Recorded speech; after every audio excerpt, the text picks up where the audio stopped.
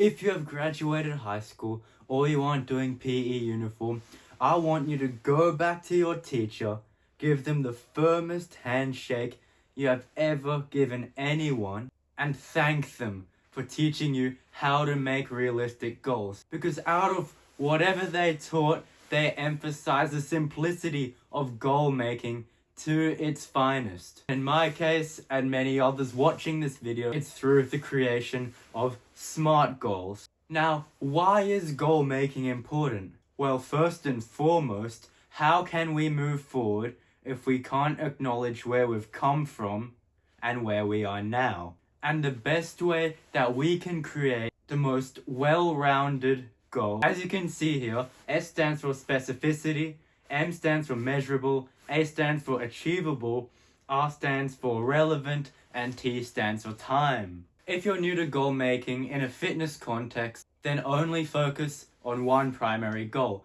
However, if you're an intermediate or an advanced lifter who's looking to level up their game, you want 3 main goals: a primary goal, a secondary goal, and a tertiary goal, with the primary goal being your highest priority and your tertiary goal still being a priority but not as significant. Having 3 goals instead of 1 is important to avoid plateaus in the long term, which I may talk about in another video, as it is quite an extensive topic itself. So an example of a not very specific goal is, I want to be strong.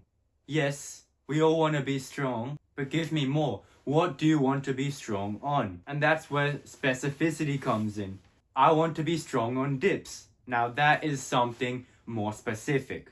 Now if we want to be even more specific, let's add measurability into our goal. Instead of saying, I want to be strong on dips, we can say, I want to increase my dips by 20 kilos. Measurability has magnitude, meaning that there is a number associated with it. By saying that we want to increase our dips by 20 kilos, it means that we are one step closer to having a clear direction into what we actually want. And if we were to seek out help from others, they would be able to give us greater clarity, since they know what we are actually trying to achieve in terms of numerical data. That's where A comes in terms of achievable. Is it realistic considering your life situation? Now, the number one influencer of your goals is your environment. Are you currently studying right now?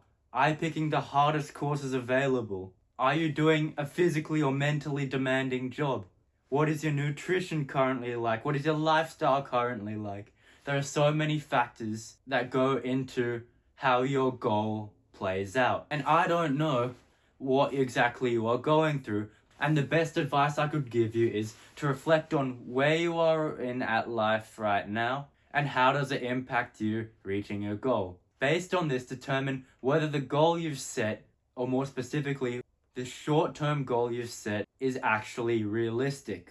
And this plays on to relevance. Does this goal align with your morals, your values, and your long-term goals?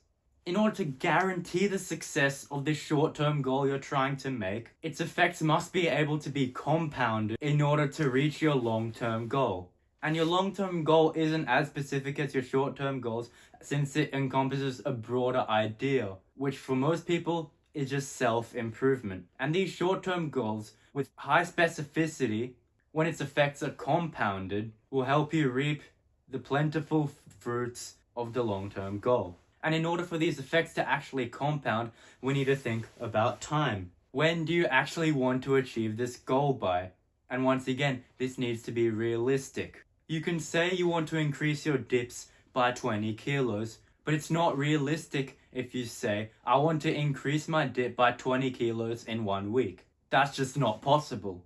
But if you say, I want to increase my dip by 20 kilos over 6 months, that is very achievable considering you are a beginner or intermediate lifter.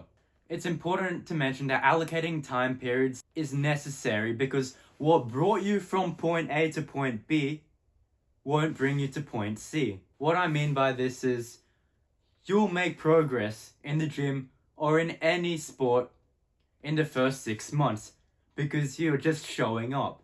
However, your newbie gains will start to decline. meaning that if you continue what you're doing, you won't get as far.